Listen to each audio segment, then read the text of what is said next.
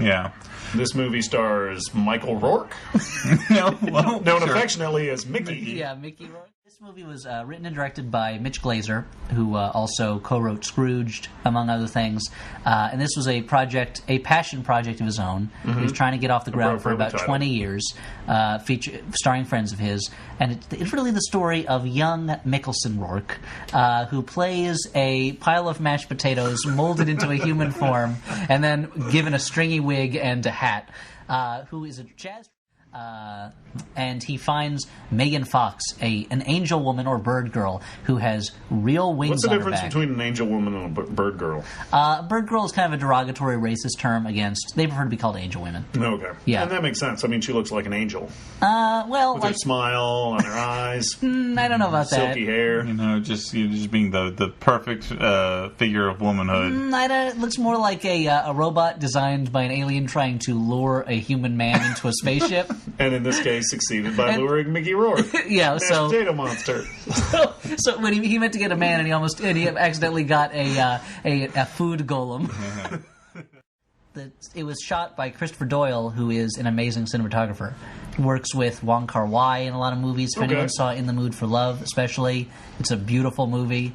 This is, however, a terrible-looking movie. And that's like you would think it'd be easy with such beautiful subjects like Mickey Rourke's face, Mickey Rourke's face, Bill Murray's face, shitty sets, a lot San screens. There's a lot of anyone listening has seen The Room, where every time they go up on the roof, it's green screen of the San Francisco skyline.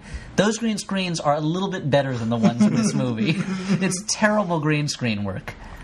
Yeah, this movie is a series of unflattering, flatly lit close-ups in hotel rooms and empty stadiums and empty restaurants, empty theaters, like a museum that's sort of blandly mainly of Mickey Rourke's face gets a lot of screen time. Mm-hmm. And his beautiful chest and his weird hairless round torso also gets a fair amount of screenplay. This is a movie that was written 20 years ago with Mickey Rourke in mind, I think, at the time. Okay. So, 20 years ago, you could buy Mickey Rourke as, a down-on-his-luck but still sexually attractive jazz musician. 20 years later, I mean, he's got the world at his feet. I don't know if that's exactly the way. That was where he was going with that. An Adonis.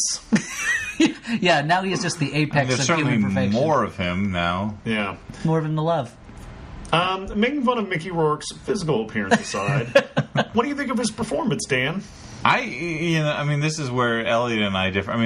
He certainly was mumbly. We can both agree. Elliot and I can both agree on that. Yeah, no, I assume that before every take he put a bag of marbles in his mouth. I think that he put in as good a performance as he could with this material. Yeah, do you assume the director's assuming that Mickey Rourke's going to mumble? You don't get Mickey Rourke and you're like, hey, enunciate, man. Yeah, what are you true. doing? That's a good point. That's a good point. It's like, hey, Scorpion, stop stinging me. You can't expect that. Here's what I think that Mickey Rourke, as crazy as this Scorpion fucking movie was... I thought you meant the Mortal Kombat character. Because he doesn't sting you, he kills you with uppercuts. Yeah.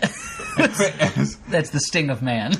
As crazy as this fucking movie was, and as much as Mickey Rourke badmouthed it afterwards, I felt like during... I watch him in the movie... I was like, okay, well, he believes what he's doing. His movie's terrible, but he believes what he's doing. He doesn't sleepwalk through the role. That's true. And I thought that Bill Murray and stumbles his way through, but he believes in this stupid character. And there's one sex scene between Mickey Rourke and Megan Fox, which is horrifying. But it feels like that. It's the second worst sex scene featuring a feather I've ever seen. And what would the first one be? The 40 Days and 40 Nights, where Josh Hartnett makes Shannon Sossamon climax by blowing a feather on her belly. Mickey Rourke walks into a bar. Stop me if you've heard this one.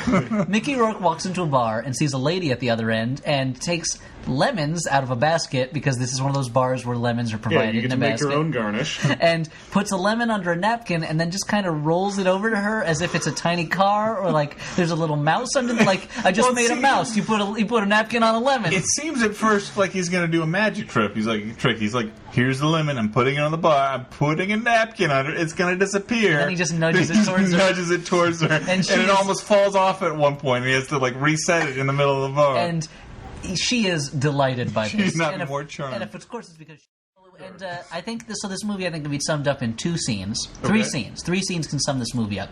One is Megan Fox with poorly CGI'd bird wings in front of a poorly green screened vista. Two is Mickey Rourke attracting a woman by nudging a lemon under a napkin across a bar. And the third is Mickey Rourke meeting with Bill Murray in a restaurant, and then there's just a gratuitous shot of Mickey Rourke getting up out of the booth that they're in, and it is not a flattering shot. Yeah. He really Have you ever seen an old lady try and get out of a car that she parked, and it takes her a minute, and she has to kind of brace her arm against the side of the car, and it takes her about 3 tries to get her leg out all the way? That's a little bit what it's like, but it's Mickey Rourke, the hero of the movie. Just like, how is he going to defeat Bill Murray? He can barely defeat this booth. He can barely defeat a table. But, Flophouse, the podcast where we insult all of Hollywood's top stars. Yeah, top stars like Mickey Rourke. So he's going to come over and grab us with those weird hands of his, with those fingernails that are too big for his stumpy fingers. Yeah. And he's going to shake us. Shake us so hard.